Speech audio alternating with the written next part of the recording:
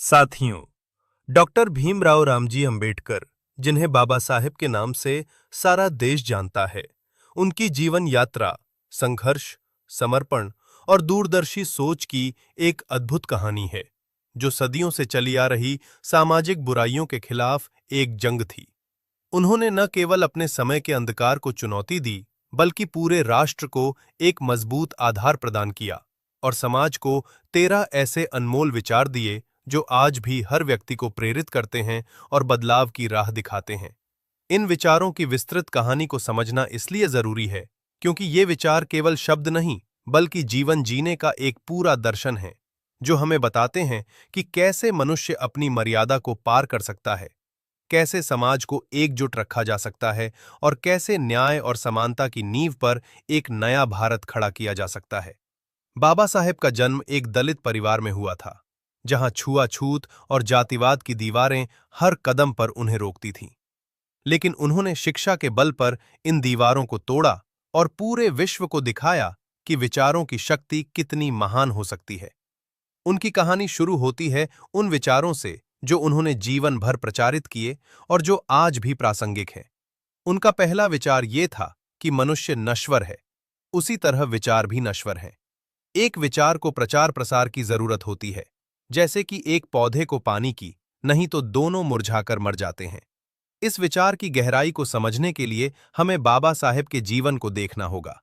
उन्होंने अपने विचारों को किताबों में लिखा, भाषणों में बांटा और आंदोलनों के माध्यम से फैलाया, क्योंकि वे जानते थे कि बिना प्रचार के कोई भी महान विचार समय के साथ लुप्त हो जाता है। जैसे उन्होंने जाति प्रथा के खिलाफ अपने विचारों को प्रसारित किया ताकि नई पीढ़ी उन्हें अपनाए। उनकी यह सोच आज भी लागू होती है। जब हम देखते हैं कि सामाजिक न्याय के मुद्दे पर जागरूकता फैलाने के लिए सोशल मीडिया अभियान या किताबें कितनी जरूरी हैं। यदि हम अपने विचारों को पानी की तरह सींचते नहीं, तो वे सूख जाते हैं और समाज अंधकार में खो जाता है। बाबा साहेब ने इस विचार को अपने पूरे संघर्ष में अपनाया। उन्होंने अछूतों की समस्या को उठाकर पूरे देश को जगाया और दिखाया कि विचारों का प्रसार ही क्रांति का आधार है। इस विचार ने लाखों युवाओं को प्रेरित किया कि वे अपनी बात को दबने न दें, बल्कि उसे फैलाएं ताकि बदलाव आ सके। उनका दूसरा विचार ये था कि पति पत्नी के बीच का संबंध घनिष्ठ मित्रों के संबंध के समान होना चाहिए। इस विचार ने पारिवारिक जीवन को एक नई दिशा दी। बाबा साहेब जानते थे कि भारतीय समाज में स्त्री पुरुष संबंध अक्सर असमानता पर टिका होता है, लेकिन उन्होंने जोर दिया कि पति और पत्नी एक दूसरे के मित्र हों, सम्मान करें और समानता से जिएं। उनकी पत्नी रामाबाई के साथ उनका अपना संबंध इस विचार का जीता जागता उदाहरण था, जहां उन्होंने स्त्रियों की शिक्षा और स्वतंत्रता पर बल दिया। इस विचार की कहानी में हम देखते हैं कि कैसे बाबा साहेब ने हिंदू कोड बिल के माध्यम से महिलाओं के अधिकारों की वकालत की, ताकि परिवार में मित्रता का भाव बने, न कि प्रभुता का। आज के समय में जब तलाक और घरेलू हिंसा की घटनाएं बढ़ रही हैं, ये विचार हमें याद दिलाता है कि सच्चा वैवाहिक जीवन मित्रता पर टिका होता है, जहां दोनों पक्ष एक दूसरे का सम्मान करें और साथ मिलकर चुनौतियों का सामना करें।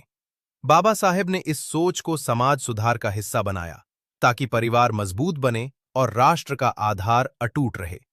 उनका तीसरा विचार ये था कि हिंदू धर्म में विवेक, कारण और स्वतंत्र सोच के विकास के लिए कोई गुंजाइश नहीं है।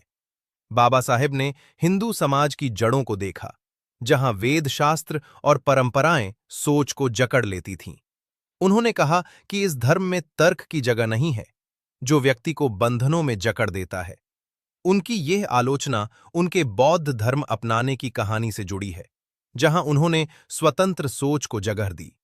इस विचार ने पूरे दलित समाज को जगाया कि वे अंधविश्वास से बाहर निकलें और विवेक का उपयोग करें। आज हम देखते हैं कि कैसे धार्मिक कट्टरता समाज को बांट रही है।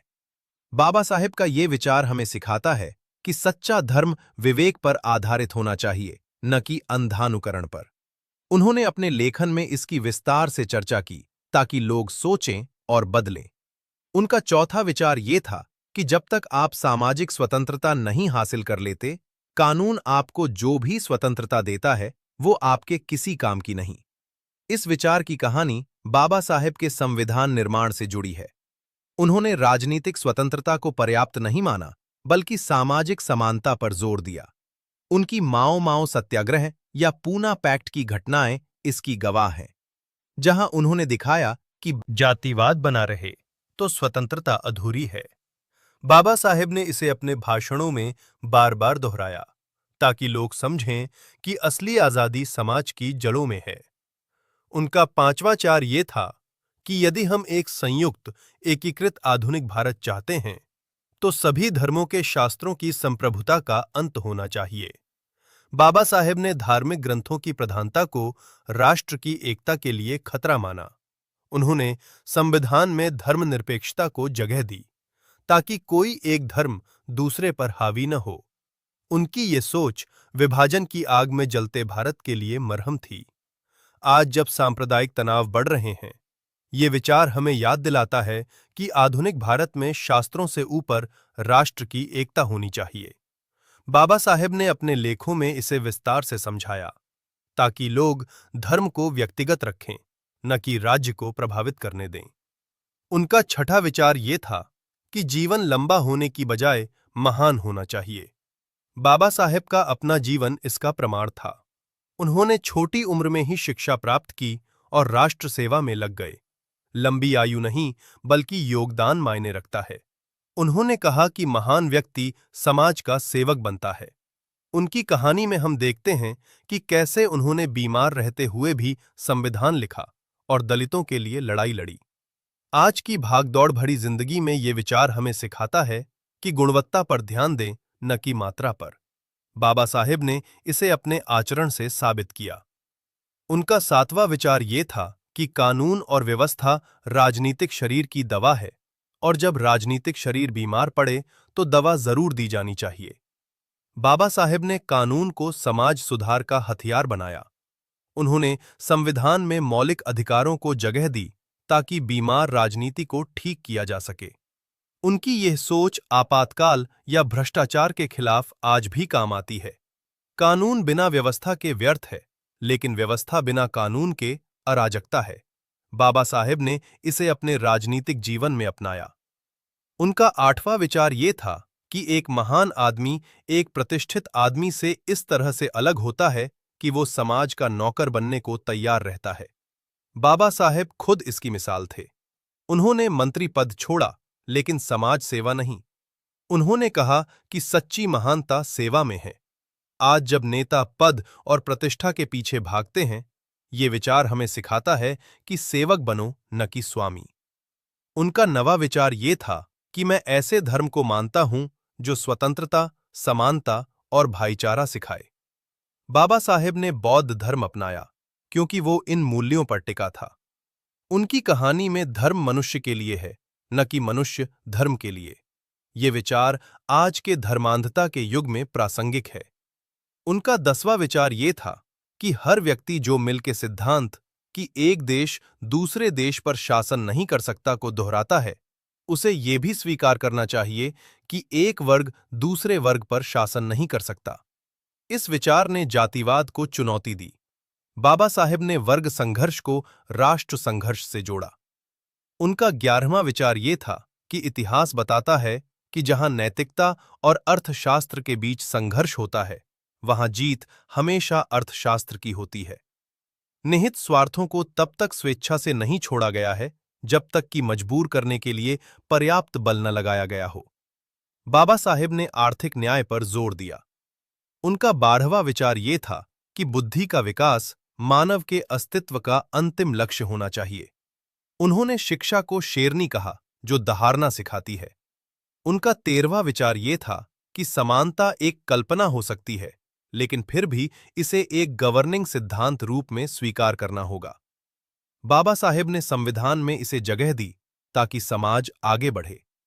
इस प्रकार बाबा साहेब के ये 13 अनमोल विचार उनकी पूरी कहानी को समेटे हुए हैं, जो हमें सिखाते हैं कि संघर्ष से ही बदलाव आता है, शिक्षा से जागृति होती है और समानता से राष्ट्र मजबूत बनता है। उनकी जीवन गाथा हर पीढ़ी को प्रेरित करती रहेगी, और इन विचारों को अपनाकर हम एक बेहतर समाज का निर्माण कर सकते हैं। इन विचारों को अपनाने से ही सच्ची आजादी मिलेगी और भारत विश्व गुरु बनेगा। बाबा साहेब की ये कहानी समाप्त नहीं होती, बल्कि हर दिल में जीती जाती है, जहां विचार प्रसारित होते हैं और समाज महान बनता है। कुल मिलाकर इन विचारों ने न केवल उनके समय को बदला, बल्कि आने वाले समय को भी रोशन किया है। हम सबको इन पर अमल करना चाहिए ताकि उनका सपना साकार हो। साथियों, अगर आपको ये प्रेरणादायक कहानी पसंद आई हो और बाबा साहेब के विचारों ने आपके दिल को छुआ हो, तो इस वीडियो को जरूर लाइक करें। अपने विचार और राय कमेंट बॉक्स में हमारे साथ साझा करें, क्योंकि आपकी हर बात हमारे लिए महत्वपूर्ण है। चैनल को सब्सक्राइब करना न भूलें, ताकि आपको ऐसे ही ज्ञानवर्धक और